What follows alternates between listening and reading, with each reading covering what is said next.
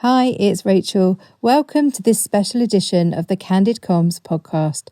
What you're about to hear is a conversation that took place between Sia Papageorgiou and I from the Centre for Strategic Communication Excellence based in Australia. We were having a conversation as part of the global launch of my book, Internal Communication Strategy. Over the course of our discussion, we had questions from internal communicators around the globe who were tuning in live to pose me questions.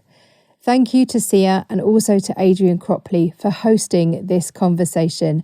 I hope you enjoy it as much as I did. So, Rachel, one of the testimonials in your book comes from Richard Bailey, who is a lecturer in public relations at Leeds Beckett University in the UK. And he begins his testimonial by saying, what I admire most about Rachel Miller is her clarity. And I couldn't agree more. Everything you've written or spoken about is consistently crystal clear, it's accessible, and it's insightful. Now, I know as the brilliant internal communication professionals we all are, we recognise the importance of clarity. But you take it to another level and you do it with unparalleled finesse. There's something really special about the way you approach communication. What's your secret? I think the secret is if we can't explain what we do incredibly well amongst ourselves, then we've got no hope of communicating it with anybody else. So I've worked really hard to make things clear, to make things accessible, and to be instantly understandable. Because the more confident we are in talking about what we're doing, the better our decision making, the better the conversations that we have with stakeholders or interested parties. So it's really important to me that we spend time getting things right in our minds and in our heads before we then share them with other people. So I'm really proud of that feedback, because it doesn't just happen, as we know, as internal communicators. You work really hard to bring clarity, to bring consistency to the work that you're doing. Absolutely, we sure do. So I'd like for you to start by sharing a little about the journey that led to this moment, you writing this book. And you mentioned in your book that it's the book you needed when you were working in-house. Yeah, absolutely. I wrote it to be the trusted advisor, the comms friend that you can turn to. I spent 10 years working in-house, and particularly when you are a team of one or the most senior person inside an organisation, you're really visible, and that role can feel quite vulnerable. And I know firsthand how it feels not to have someone working alongside you who you can check your thinking with. And because you are in such a visible position, you need that check and balance, if you like. So as I was writing the book, I was thinking, what would I need? What would I benefit from if I was working in-house and I was in that super visible position? So I wrote it to be, hopefully to build confidence in people. I feel like I wrote throughout the book, if you're waiting for permission, this is it. I wrote that about 2 or 3 times, because often you need that check and balance. Just want to check my thinking before I go and tell my CEO what they need to do. So that was very intentional as I was writing, to try and make it feel like I'm there, that it's not a book that you read once. I want it to be a book that you refer back to time and time again, because I would have found it really useful to have had a book like that when I was working in-house. Yeah, for sure. And I think I mentioned to you, I have read your book cover to cover, and I think it's brilliant and it's very, very practical, and seems as though many internal communication professionals are teams of one. It is literally your go-to and your roadmap for being more strategic with your communication. And I think I mentioned to you as well that I have written all over mine, and it has highlighted sections, and I will come back to it time and time again. So once again, congratulations. It's a brilliant book. As I mentioned earlier, we've received a ton of pre-submitted questions from people that have registered for this session. One of the questions that was pre-submitted comes from our friend and fellow Australian who now lives in Berlin, Monique Zitnik. And as you know, Rachel, Monique has also just published her first book, Internal Communication in the Age of Artificial Intelligence. And she asks, what was the hardest part of writing your book? The hardest part was knowing what to leave out, because everything felt important. I felt like I could written twice the length of the book that I wrote. So I think having the Miller framework, which is the structure of the book, so it's mindset, insight, logistics, leadership, evaluation, and revision, gave me a very clear structure for the book. But as I was writing, I found myself thinking, oh, I could add another example. And, oh, I know of a client who's doing something brilliant in this space. So I think the hardest part was just to keep focused on, this is the book that I'm writing. It's focused on strategy. It's focused on working strategically. So yeah, making those choices about what makes the cut, what goes in and what stays out. Brilliant. And that's what editors are for, right? So I'm sure your editor helped you with that process. Now, as you just mentioned, your book is structured around the Miller framework, which is your framework. And obviously that's based on your surname. I've often wondered about doing something like that with mine, but Papageorgiou is 12 letters long, so I doubt that's ever going to happen. But let's begin with the M in the Miller framework. And I love that the M stands for mindset. One of the things I bang on about is the fact that if you want to be a strategic communication professional, you need to act like a strategic communication professional. And that means thinking like a business person and making the business your number one priority. And I always say you're a business person first and a communication professional second. So I love that you start with mindset. So what mindset shifts should internal communication professionals embrace for strategic success? Or as you say in your book, to enable them to move away from firefighting to focused work? One of the most important shifts I think we need is to be talking the language of the business. If we're just talking about communication all the time, then it doesn't always enable us to cut through. So really important mindset.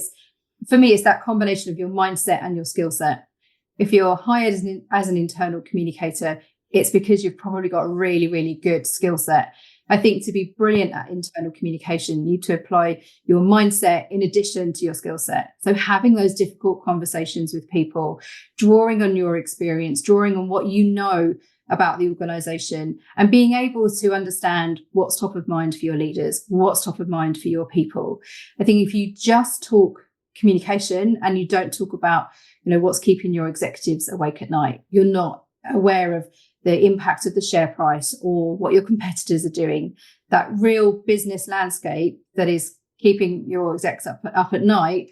Those are the conversations. If you're trying to be a trusted advisor, you're trying to be strategic, you need to demonstrate, I believe it's our business to know our business. That's not just about knowing communication. It's about knowing the wider landscape that we're operating in commercially inside our organizations. That for me is how you build trust. That's how I often describe strategy as your thinking. So you're demonstrating your thinking, and that goes beyond just communication. So to really elevate the way that you work, how you're seen internally, those good quality conversations to demonstrate I'm aware of the impact of what's going on in the marketplace or what our competitors are doing. That's part and parcel of our conversations as being good, strong, strategic internal communicators, I think. Yeah, I love it. I also really love how you refer to it in your book as creating thinking time, because, all we need to do is ask a communication professional how they are. And the answer is usually I'm very busy. And so, one of the barriers to being more strategic is usually around I don't have time. So creating that thinking time and being really deliberate and disciplined about how you find out this information is really, really important, right? Yeah, absolutely. I think one of the recommendations that I have when I work with people, when I'm mentoring internal communicators, particularly if you are leading a team, is if you're being that strategic lead, if you are leading a team and advising an organization, we need to build in time to work on, not just in our roles. It's really easy to be head down. I'm working I'm advising the team, I'm advising leaders, but putting in an hour into your diary every single week as a non-negotiable meeting to work on, not in, is really important, particularly if you are that go-to person for a team internally. If you're not carving out thinking time and you are firefighting, you're being reactive, you are in the weeds of doing the doing, then not creating the time to pause, stop, and do the thinking means that you lose out, your team loses out, the organization loses out. So that 1 hour non-negotiable, immovable meeting is critically important. Prioritize how you work on, not in, as much as you prioritize everybody else. Wonderful. Now, I want to talk a little bit about superpowers. So one of the things you refer to in your book, Rachel, are some of the superpowers for internal communication professionals and their organisations. And you list 3 key superpowers, which for me are really a triple threat. Can you share some of the superpowers internal communication professionals need to harness to unlock the power of internal communication within their organisations? Sure. So I've been talking about superpowers for a number of years, and the 3 core ones are kindness, ethics, and empathy. And I started to talk about them before the pandemic. And then during COVID times, my goodness me, the organizations who didn't demonstrate kindness, who weren't communicating empathetically and weren't meeting their people where they were at, were then facing real issues with recruitment, with retention, with people feeling very disconnected in a very unsettling period. So I think these superpowers aren't just nice to have, they're need to have, because when they're not in place inside organizations, it's tangible. You can feel it when there isn't a culture of kindness, when there isn't a focus on belonging and enabling people to show up. So in the book, I was doing having some conversations with a brilliant internal communicator, Liam Fitzpatrick. And as we were working together on his expert view, we expanded that list together. So in his expert view, we published a revised list, if you like, of more superpowers. And I've got a list of them here. So we talk about the importance of audience insight. So really understanding who are your people. And I'm not always a fan of the word audience because it implies a performance, but it's the industry term that we use.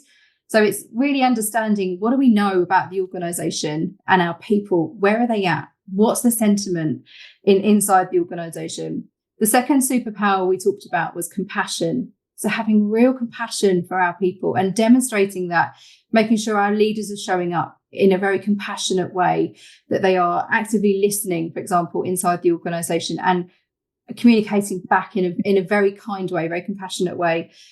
We talked about ethics and the need to be working ethically. That's both for us as internal communicators, but also inside our organizations where there's transparency in decision making, where it's clear where the mindset is for the organization, what's important to us, what are we saying yes to, what are we saying no to, how are we working ethically and sensitively.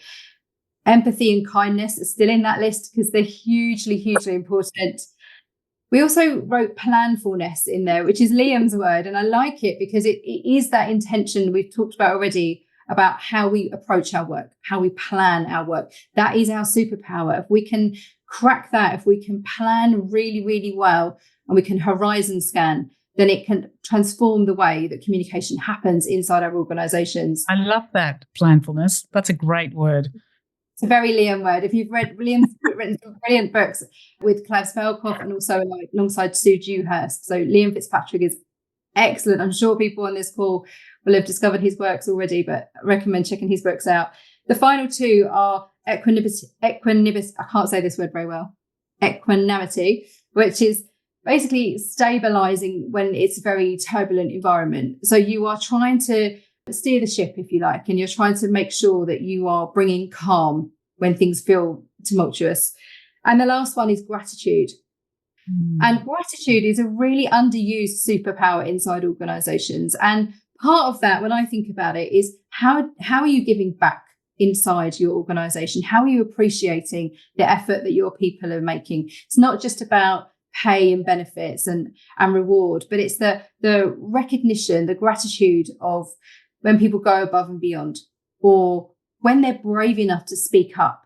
It's busting through the kind of HR bubble of what we mean by reward and recognition. It's recognition in a deeper sense about thank you for being brave. Thank you for challenging us. Thank you for being able to, hold our leaders to account, things like that. So that list will be nuanced for every organization. If you're trying to look at your organizational communication and you're trying to transform it, look at how well do we use all of these things? Do we have them in place inside our organizations? And if not, what would happen if we expressed compassion more? What would happen if we worked in a more ethically sound way inside our organization? Experiment with it and see what happens. Wow, that's a fantastic list. And I love what you said about using the word audience because it implies it's a performance. And also with regards to compassion and care, and if we look at what the research says, care trumps compliance. And so it's so important to demonstrate that compassion, that care with our employees when we're communicating with them. So thanks for sharing that, Liz, with us. One of the other things you talk a lot in your book about, Rachel, is purpose and the fact that our strategies have to be intentional for them to be impactful. What steps should internal communication professionals take to ensure their strategies are intentional and aligned with organisational goals? I've read some really great internal comm strategies over the years, and I could cover over the logo and I wouldn't know who the organisation is that I'm reading about. It's very generic and it could be any organisation. It could belong to their competitors. So in order to make your strategy work really hard for you inside your organisation, it has to be nuanced. It has to be based on your reality as an organisation. So the work that you put in, and that's why the framework starts with mindset and insights. So it's making sure that what we know about the organisation and its people is in there. So when you miss out the insights bit, and it can be really tempting just to zoom into, these are the logistics, these are things we need to do, this is how we need to communicate. But if you don't take the time to make it personal and make it personalised to your organisation, then I could cover that logo over and it wouldn't feel relevant or necessarily targeted to that organisation. So that stage of all the stages, I mean, they all feel important, but the insight bit, that's the most important bit, because that's your thinking, that's your real understanding of what we know about the organisation, what we know about our people, what's the length of service, how do people feel about working where they work, where are they at on the journey of internal communication inside our organisation? Do they trust what's written, or have they got an auto rule set up so every email from comms goes straight in the bin?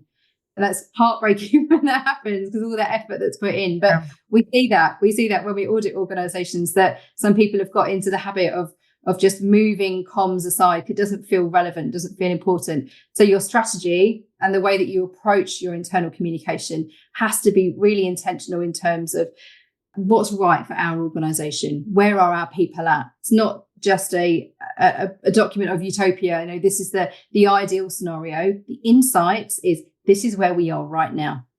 And then how do we what do we need to do differently?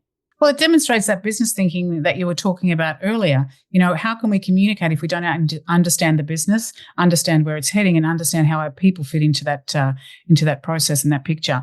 That's a really good segue to my next question, which is about relevance.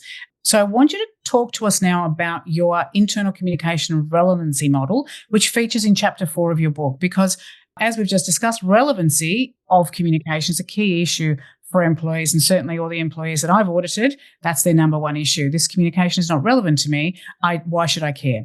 And I recently watched a TED Talk with James Van der Heij, who is the CEO of Axios, and he was talking about leaders in his TED Talk, but it applies equally to us as internal communication professionals. And he encouraged leaders to reverse the way they think about communicating, which leads me to your model. Can you talk us through your global, local, me versus me, local, global model? Sure. So this is something I've been writing on flip charts for years. I think I first started doing strategic internal comms masterclasses in 2016, and I can remember writing it on flip charts then. So it's a linear model. There's 3 versions in the book. So the original one, if you like, it's got global, local, me, and it's very linear. So the global is, if you think about an organization in the way that it communicates, global normally would be your leaders, maybe your CEO, for example, the most senior people inside an organization. And then local would probably be your people managers, your line managers. And then me are your regular employees. So when we're communicating, we plan, you're doing change, for example, your CEO may host a town hall in person or webinar and say, we need to communicate change inside the organization, for example. If we need to save £20 million over the next year, we have very difficult decisions to make. Unfortunately, there's going to be some restructures, and your line manager will tell you all about it. And that's that shift from global to local. So you're shifting down from a very senior level, global level to local. And that translation between global to local isn't always good inside organizations. But the shift is important. So then your people managers do the shift from local to me. So then they will have conversations with their teams where they help them understand what these changes mean for them. And what I've done for years is I've planned internal comms like that, global, local, me. And I've designed intranets like that. And if you've ever looked at how people use an intranet, if you've got global news at the top, and this might be all brands if you're a multi-brand organization, and then you've got local, which might be your team, your region, your department, and that the me is the really localized content. And when employees use intranets, they scroll to the bottom. They skip past lots of the global, lots of the local, and they get to the me. What's in it for me? What do I need to be aware of? So I started to invert that model, started to flip it and start me, local, global, and think, well, what would happen if we bridged out? What would happen if you start with me? So what that looks like in reality is if you've got a people manager, for example, communicating that difficult change, if you start that conversation with your team and you repeat the global messages that your people have heard at a town hall, and you say, we need to save £20 million over the next year, there's big changes happening in the marketplace, I'm not listening as an employee. I want to know, what does this mean for me? Have I still got a job? Can I still get married, move house? Like I'm worried. So I've started to plan change communication by flipping it into me first. So that people manager will say, I've got really difficult news to share with you. We are impacted by what you've heard at the town hall. Let me tell you all about it. And you bridge out into local, into global. And then when I was researching the book and looking at how conversations are happening inside organizations, they're not as linear as that anymore. They're not as hierarchical as that anymore, because what was missing was that arrow from me to global and global to me. So CEO Ask Me Anything sessions, for example. What we've done in recent years is we're taking out that middle layer where we're saying to our people, you can ask your CEO anything, and your CEO wants to be more approachable, wants to be more visible. You don't have to go through that local layer. So it's much more of a circular conversation inside organizations. And the key word for me is relevancy. It's how do we make sure that the conversations that are happening at whatever level they are in an organization feel relevant for people. So our leaders are demonstrating they know where our people are at. They understand the sentiment. They aren't talking in a way that feels disjointed for our people, where it feels like you think everything's fine, but actually the sentiment on the ground is we're stressed. We don't like our new products and services. We don't like our new leadership team, whatever it might be. So the relevancy model that's in the book, this is now, it's circular deliberately because it reflects the fact that conversations have to be, the old mindset of cascade being very linear has changed. If I think of a cascade, I think of a waterfall. That's a one-way deluge. That is just heading down. That's going, global to me, if you like. So that's not how communication happens. It's not how conversations happen. It has to be circular. But it proves too that just how important listening is in an organisation. And, obviously that's still a huge issue in many organisations, how leaders and how we listen to each other and tap into that sentiment. Because if you don't know how people feel, then how can you communicate effectively? So thanks for sharing that. I want to spend some time now on how internal communication professionals can position themselves as strategic advisors. So what are some of the qualities or skills that are essential for internal communication professionals to be seen as strategic advisors by their leadership teams? I think anyone can be an advisor, but to be a trusted advisor is having difficult conversations with people. And I wrote about this in the book where I described it as hierarchy inhibits honesty. And I find that very often when we're working with leaders, you may hold yourself back if there's a town hall, for example, and a leader didn't do a great job. They were off message, they missed out some of the key things you wanted them to say or they needed to say. Then for me, working strategically and being that good trusted advisor is going, do you know what? That wasn't great. It didn't go down very well. And that takes courage. It's hard to do that. So for me, I think having good, strong working relationships with people at all levels of an organization is critical for us as internal communicators. But to demonstrate your thinking, to demonstrate your ability to work at a very high level in an organization is to have quality relationships with your senior leaders where they know they're going to get your constructive feedback and your constructive advice. And do you know what? It might not always be pretty. It might be that you say, that wasn't great. And if you need to feel braver, then ask people internally, gather some feedback from colleagues, from employees, and say, what do you think? How was that for you? How was that town hall? Did you get what you needed? What's your key takeaway? You're testing for recall and you're seeing how they think the leader came across. Go armed with evidence into that conversation with your leader if it'll be helpful, if you're building that relationship. So it doesn't feel like, you're not the fool guy where you're going in going, it wasn't great. And they say, well, who says? Is this just your opinion or everybody else's? So sometimes doing your homework can be helpful. Absolutely. And you're right about what you say about courage, because to me, courage is one of those superpowers that should be on our list, and curiosity, and having the courage to ask the right questions and challenge the status quo to be able to get the right answers and get the insight. And if you want to build trust in an organization, you want to build trust with your senior leaders, you need to ensure that you put their needs first. Well, that's the way I look at it anyway. And you need to demonstrate to them that you're there to help them succeed in their roles. And the more you do that, the more you'll be seen as a trusted advisor in your organisation. So what about now advocating for our strategic roles within our organisations? How can we do that effectively? Because it's one thing for us to think of ourselves as strategic advisors. How do we get the rest of the organisation to think the same? You need to be consistent. So whether you're a team of one or a team of 10, 20, however many people you have, I think how you show up individually and collectively is important. So I do a lot of work with teams where I put principles in place, and they're a check and balance for a team where it's how you hold yourselves to account. So this could be 5 things or 10 things where you say that everything we do is going to demonstrate how transparent the organisation is, for example, or it's going to be our leaders are united, or it's going to be employee voice led. We're going to make sure we're amplifying the voice of employees. Having a list of things where these are the lenses that you look through. So when you're trying to improve your internal communication or trying to transform it particularly, I find to work strategically as a team and be mindful of how you work inside the organisation. It's who you are, what you're known for, what you stand for. So putting that down in some kind of principles, which you can then share to help people understand this is how internal communication happens. Again, it's that thinking, it's demonstrating your thinking, it's showing the rigor and robustness that you have as an individual or as a team. So the more that you talk consistently and collectively as a team, even if you are a team of 1 or 2, that's important because you're demonstrating this is why I'm saying yes and this is why I'm saying no.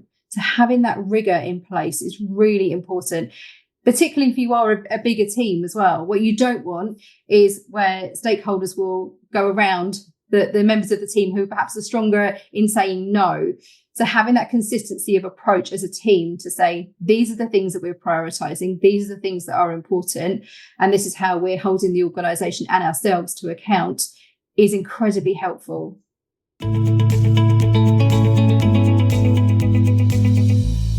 The Candid Comms podcast is brought to you by All Things IC. My brilliant team and I offer consultancy, training and mentoring to support in-house internal communicators so you can thrive in your role. I established the business back in 2013, and over the years we have helped thousands of internal communicators increase your skills, knowledge and confidence. See allthingsic.com to find out more. You'll discover the latest offers and you can explore on-demand, in-person and virtual courses. You'll find 1,800 blog posts on all things internal comms related, and it's the way to order a signed copy of my book, Internal Communication Strategy. See allthingsic.com.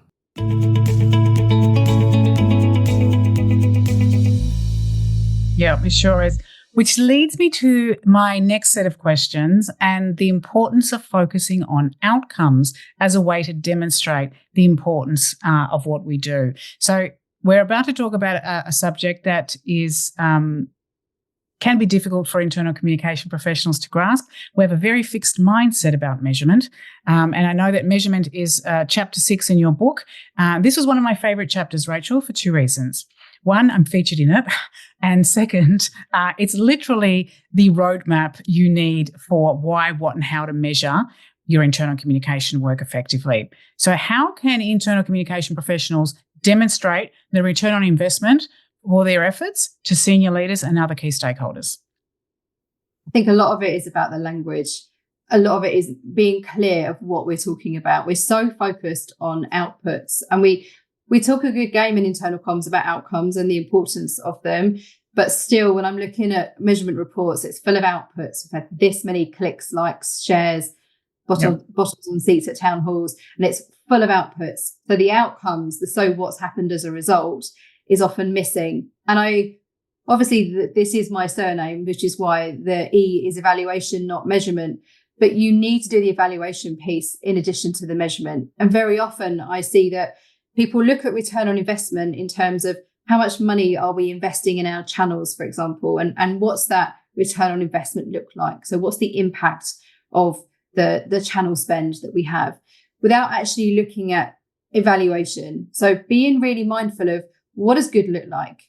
Are these channels working hard enough for us? What aspirationally do we think these channels need to be doing, for example? So it's good to measure. It's good to get the language sorted, but make sure that you're evaluating as well. So a good measurement report for me is not just looking at what were the clicks, likes, shares, outputs. It's the outcomes. So what's happened as a result? And then what are we going to do next month? What are we going to do next quarter? That evaluation piece in terms of the measurement is telling us something. So what's the story that we're telling? The Institute of Internal Communication talk about the need for us to be evidence-based decision makers. So good measurement for me is I'm gathering my evidence and then I'm making decisions. So to prove return on investment is to demonstrate these are the decisions that we're making. And it might be to kill off a channel. It might be, do you know what? This is not working hard enough for us. But all the time, money and effort we're investing in this channel, it's one person's time, a day a week. It's not got a good return. It's got a 5% open rate, say. That's not working hard enough. We've tried all sorts. We've changed the time. We've changed the tone. We've changed who sends it. Still not working for us. Then I think that courage really comes into play. If you're finding that all of that time, money and effort is wasted, or it's not demonstrating a good result, then be brave enough to try something new or to stop something. Absolutely. And measurement is never a set and forget. It's an ongoing process. We have to, and goes back to what you were saying earlier about planning. We have to be really deliberate about planning our measures up front, which increases our chance of success and carving out that time, that precious time, to be able to go back and evaluate, around, did we achieve what we set out to achieve? So, in the interest of time, I want to move on now to some pre-submitted questions, because as I said earlier, we got a ton, and I've picked out a couple that I think that I'll ask now, and then I'll share the rest with Rachel. But Kari McLean, who I mentioned earlier from the US, asked one around measurement. So I want to begin with this one, given we've just talked about measurement. What's the biggest hurdle to getting buy-in to research and measurement for internal communication, and how do you overcome that? Oh, that's a good question. I think it's understanding why you're measuring. So what are you trying to prove or disprove? Very often we gather in all the stats, but what's the hypothesis or what's the story that you're trying to tell? If it's that you feel like communication isn't reaching our front line, or our leaders don't feel like it doesn't feel like our leaders are connected in a meaningful way with our organization, like what's that lens that we're looking through? What's that hypothesis you can put in place? Because you could measure all sorts. So being really clear of the intention behind why you're measuring, what you want to prove or disprove, can be really helpful to then help you know what to look for, what evidence to gather. Wonderful. Our next question comes from Stephen Golding in the UK, and he asked, Stephen's one of my very first clients. Hi, Stephen. I saw his face earlier. Hi, Stephen. There he is. Hello. He is. Hello, Stephen. So Stephen says, you've worked in internal communication for a long time. What makes you happy about the industry, and what still frustrates you about it? Oh, that's a nice question. I think what makes me happy is that if you are in internal communication, you are set for life. We constantly have to evolve our skills. We constantly have to learn new things. And I think if I look back at the past 20, 21 years of pure internal comms experience for me, I've learned so much in the last 5 years, not least because of the pandemic, where we've had to suddenly become subject matter experts in furloughed workers and hybrid working and changing up our channels. So there's always something new to learn. So I love that about internal comms. It's not static, and you don't stand still in this field. I think what frustrates me, that was your question, wasn't it? What frustrates you about internal comms? I think we're still not being bold enough in putting ourselves out there. There's this sense of just waiting for people to recognize what we do. And we need to really step into that. And that courage that we've been talking about and being bold is really important. That's why I wrote 2 or 3 times in the book, if you're looking for permission, this is it. So I think a lot of times we hold ourselves back as internal communicators, waiting for someone to acknowledge the value in what we're doing, waiting for more recognition internally or more budget internally, where it might not come. But it might come if we're having these conversations where we're demonstrating our impact. So lots of the work I do is trying to encourage and build up that confidence with internal communicators, because it's frustrating when you do feel like that. Absolutely. But on your point around what you love, Adrian and I often say we have a job for life. It's I wouldn't want to be working in any other profession. I think communication professionals have the best job in the world. Brilliant. Alrighty. So the next 2 questions we received are around the value organisations place on external communication as opposed to internal communication. So the first is from Maz Razak in Malaysia, and she says, congrats on your book, Rachel. What's your advice to IC practitioners dealing with stakeholders who place less value on internal communication versus external communication? And then Alina Caballero from Australia asks, how do internal and external communication support and amplify each other when most organisations tend to prioritise external relations versus employee engagement? I feel your pain. It's a constant conversation inside organisations, isn't it? So I featured Sean Randall in the book, who wrote about mixternal communication, and it's that mindset of approaching internal and external communication and being aware of the importance of both. And I think that conversation has been bubbling for a long time inside many organisations, but it's also not happening in others, where internal and external are treated very, very separately. And we know we've only ever been an employee magazine left on a bus away from internal going external. It's always been the case. So I think the good mindset for me when planning internal communication inside our organisations is we need to have excellent relationships with our external colleagues.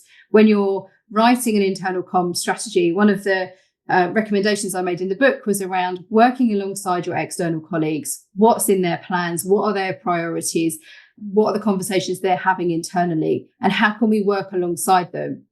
I think we talk a lot about what happens inside is reflected outside inside our organisations, both in terms of our culture. If it's positive, it seeps out. And if it's toxic, it seeps out. So I think having that real strong bond and relationship with our external colleagues is vital, and sharing strategies with each other. Where you do have organisations who don't recognise the importance of internal in the same way, I think the conversation we need to have is around impact, because you could do something or you could do nothing when it comes to understanding the reputational risk. Why does it matter if our people are feeling disengaged, if they're feeling fractious, if they're not having a great time at work? But it's going to show up externally. This isn't just an internal problem. It's going to bubble up externally. So I often use the language of risk. I often use the language of influence, of reputation when I'm talking about internal communication, to help people understand that it's not separate to external in that way. Those things are normally thought about when it comes to external communication, but they show up and are prevalent for internal communication too. So it's knowing the right language to talk, I think. Yeah, I think that's really important. But it also goes back to what you were saying earlier about being bolder in our approach and building better relationships with our external teams. And, I know we can get pushback, and sometimes we perceive them as blockers. But being able to really be a bit more courageous about how we approach them, and as you said, focus on outcomes to demonstrate the impact of what's going to happen if we don't work together. Because let's face it, reputation begins inside, whether we like it or not. So that's really, really important. Okay, another brilliant question, this time from Lorianne Borum in Canada. And she says, what is your top piece of advice for someone stepping into an internal communication role at a new organisation? What are the first things they should do to establish early success? Oh, that's a nice question. It is. So I'm a fan of a 90-day plan. And the key bit for me is making sure those first 30 days you are in listening mode. You are absorbing yourself in that organisation to understand how it works. I talked about this in the book where I went from the underground railway network here in London to the overground. And I thought, I know how the railway works. I know how this is going to be. Oh my goodness me. Those first 30 days, it felt like I was in a completely different sector. So go in with a really open mindset, be open to learning the culture of that organisation, the way it does things, just absorb everything and start to build those relationships, and don't make promises too early. So the mistake that I see a lot of internal communicators make is they do all these brilliant meetings with people, one-to-ones, and we meet all the exec team. And then we promise to fix things and we promise to fix everything, because everyone's priorities get told to you in those first 30 days. Or we've been waiting for you to come because this XYZ needs fixing. So it's really important to me that you say that you're in listening mode, and you say that you're going to be making recommendations and you're going to be making changes perhaps, but you do so from a point of listening. Because if you go straight in and you go, right, this channel needs to go, that's not working, you're going to get pushback that says, well, you don't understand us. That's not the way we do things. So go in, be open, be friendly, be approachable, but don't be pressurized on what you're going to do, what decisions you're going to make, until you've given yourself that chance to learn and listen. But it makes a good point, because I think we do ourselves a bit of a disservice. But and I get it, because we're really helpful people, want to help the business succeed, but we go straight into solution mode without actually understanding what's going on and how we can actually make a greater impact. And that comes back to the kind of questions we ask and how well we listen and all of that sort of stuff. But we feel pressured to come immediately with a solution. And it's not until we take a step back and start and ask those good questions and gather that insight we need to make a more informed decision that we start to see things change. But I also think we do ourselves a disservice, because we are literally the only function in an organisation that has such an all-access pass to the business. And we don't always use that privilege in the right way. So I'm hearing what you're saying, Rachel. Now, I want to get to some questions that people are asking right now. I know there are a ton, and we're obviously not going to get to them, but I have one more question from the pre-submitted set that I would like to ask you, and then I'm going to move on to the ones that we have gathered right now. This final question comes from Melanie Givens in Australia, and she asks, what is the biggest challenge facing internal communication professionals in the next 12 months? I mean, there's a list, isn't there? How to choose just one. I always like to see what insights tell us. So the State of the Sector survey from Gallagher, for example, is always a really useful reference point. So I know I've got it on my wall actually here, that the top 5 barriers to success from them. The number 1 is lack of time or capacity in my team. And that certainly mirrors the conversations that we're having at All Things I See, where clients are telling us, I don't have enough time to do everything. So if it feels like you don't have capacity in a team, then these are the conversations we're having at the moment, where internal communicators for the next 12 months, particularly because of the cost of living, particularly because of recruitment and retention, we're trying to look at how can we do what we can with what we have? How can we make sure that we are not burning ourselves out as in-house internal communicators? How can we make sure our channels are working hard enough? So that capacity is really important, and it's coupled with learning to say no. So prioritizing, being really, really clear. So if it feels like for the next 12 months and beyond, this is a problem that's not going to go anywhere anytime soon, if it feels like we don't have enough time and we don't have enough capacity, strengthen those principles, strengthen that focus on what are we saying yes to and what are we saying no to, and how are we doing that consistently? Yeah, and that can be a difficult conversation for internal communication professionals to have. And it's not about, well, this is the way I say it anyway, it's not about being the department of no. It's about being crystal clear around what you should be focused on. And if you are focused on the business, and we talked about this earlier, then you should know what is your highest priority work. And it becomes easier then to have those conversations around, well, this is the sort of stuff we're not going to be doing anymore because it's not giving us the results we need. And it's not helping our business succeed. It's not helping you succeed as a leader. And so I think because I think you just use the word because, and that's exactly it's explaining your thinking. I'm saying no because. Let me help you understand these are the priorities for the business. Therefore, these are the priorities for us in communication. It's always explaining, not apologizing. You're explaining as the professional expert communicator. Yeah, so it's an education process too. And you'll start to see the dynamics of your conversation shift over time. The more you do that, you indicate to others that you are focused on helping them succeed. That's why we exist, to give our employees a voice, to help our leaders succeed, to help our business succeed. The easier those conversations will become over time. Alrighty, so we have 10 minutes left, and I really want to get some of these questions. Adrian, how are we going with questions? There's quite a few coming in, so thank you, everyone. I'm going to go to one of the first ones submitted, and it was, do you have any advice for internal communication professionals working across countries and how we can be mindful about those cultural differences but still provide a cohesive strategy? And you know, how do we still get that being recognised across the different countries in that strategy? So thanks for Bushel for that question. I think that's really important. I think there's never a one size fits all approach to internal communication, particularly if you're communicating globally. As in this call today, there's never a perfect time that will work for everyone. We might have people up at 4 a.m. to join conversations. So I think when you're planning internal communication internationally, particularly, it's being mindful of what works within markets and regions as well as what works globally or centrally, if you like. Sometimes when I'm writing an internal comms strategy, and I talked about this a bit in the book, where I might have two. I might have one which is for the organisation as a whole, and then I might have more localised markets where the culture might be different in different countries. So, you know, how our colleagues in Japan will be communicating will be very different to how colleagues in London communicate, say. So it's being really mindful of what are the cultural differences inside our organisation and how does that need to show up in our internal communication in the way that we plan it. So if you just have a one blanket approach, and in a global organisation, that's really going to work. So being really mindful of that translation piece, both in terms of a culture and perhaps language as well, is really critical. The fact you're asking the question is important. The fact that you're mindful of it and aware of it. And it goes back to your empathy superpower too. We have to be empathetic to the different cultures and the different people in our, in our audience. Right. And building on that, we had another question was actually looking at some of the tactics used for those that are not in front of the computer or have access to electronic communications. How do we make sure that we've got some tactics, and what are your tips for reaching people that are not connected in multicultural countries?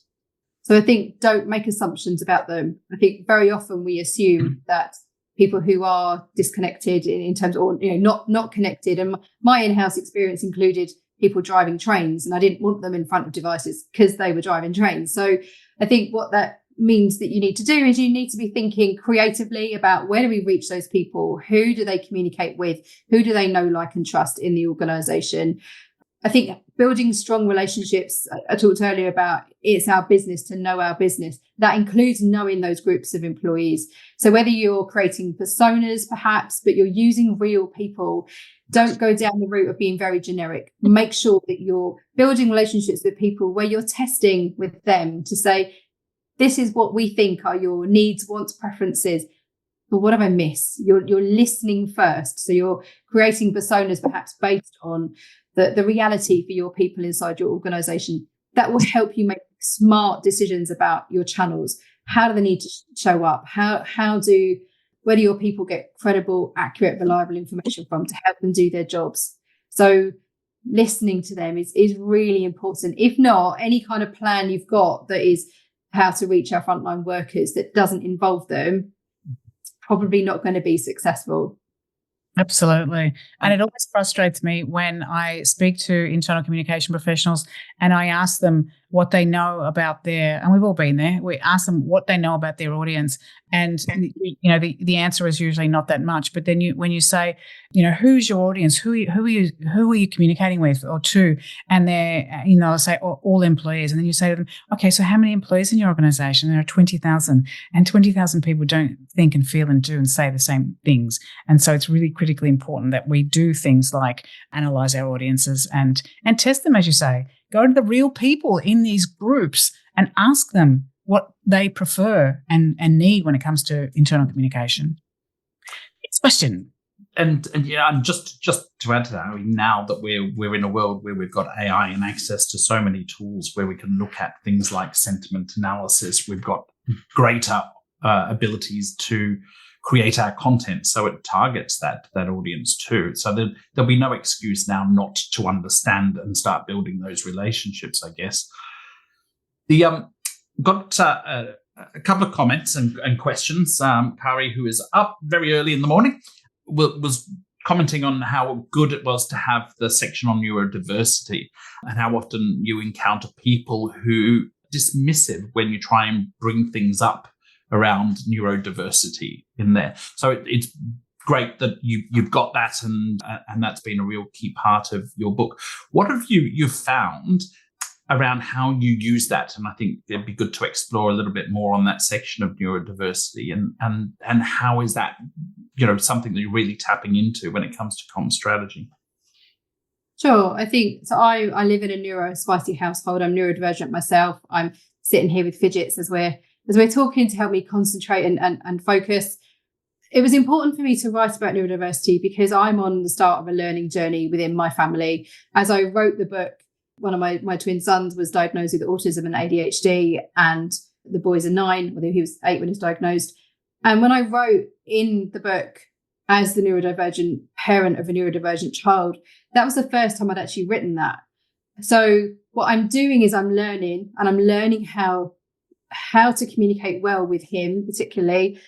And I feel like there's so many own goals that we've had as organisations where we've missed opportunities to communicate well with all colleagues. I think the number is something like 1 in 6 or 7 of us is neurodivergent. So actually, if we can find methods and mechanisms to help all of our people inside an organisation feel listened to, have content in a way that they can engage with in the right way, we're mindful of how we're supporting our colleagues who are neurodiverse.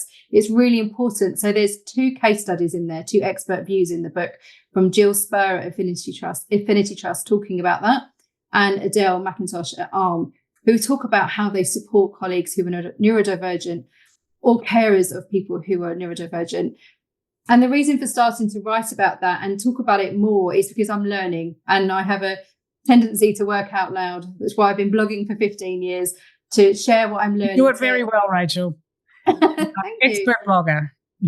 It's a really important topic, and it's one that I'm excited to learn more about because I can see the impact it makes within my own household when we communicate slightly differently and we tailor our approach. He engages a lot more. He understands a lot more. So what an incredible opportunity inside our organisations to look at how do we make sure that we're communicating in a way. If it is every 6 to 7 of us are neurodivergent, then what a missed opportunity if we're not focusing on involving those people in the right way in organisations. Absolutely. Okay, we're going to have to leave the questions there, unfortunately, because we are almost out of time.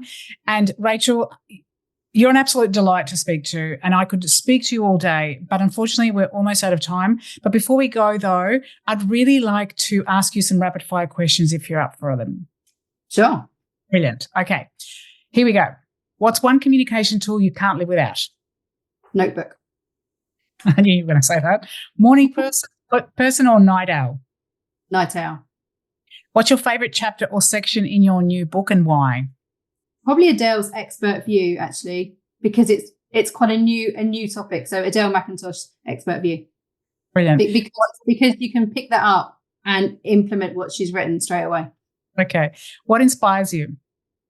Seeing other people thrive and be bold to act on all the suggestions that we make for them. So seeing them thrive and do brilliantly, that inspires me. Brilliant. What books on your shelf are begging to be read? Dr. Kevin Rudd's new book, Leading the Listening Organisation with Howard Craze and Mike Pounceford. I've flicked through, I've put some markers in. It deserves a thorough read. So that's next on my list.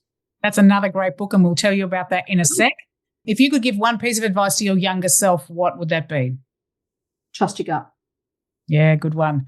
What's a communication myth you'd like to bust? The internal and external have to be separate. Yes. What was the best piece of advice you received about internal communication? You don't need to change who you are to be successful in internal comms. Find your own way. Oh, I love that. That's going to be on a T-shirt somewhere. Aside from your own, of course, is there a book or a podcast or another resource you'd recommend for internal communication professionals? Katie McCauley's The Internal Comms podcast.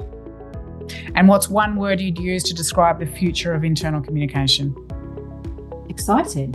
Yeah, it is. Wonderful. Yeah. All right. Well, that's all we have time for today, folks. Thank you very, very much for joining us. As ever, I love hearing from you. Do let me know what you're going to do differently as a result of listening to this episode of the Candid Comms podcast. You can find me, Rachel Miller, on LinkedIn. Look me up, Rachel All Things I See, on Instagram. Or why not send me a message via the website hello@allthingsisee.com. And remember, what happens inside is reflected outside. See you again soon.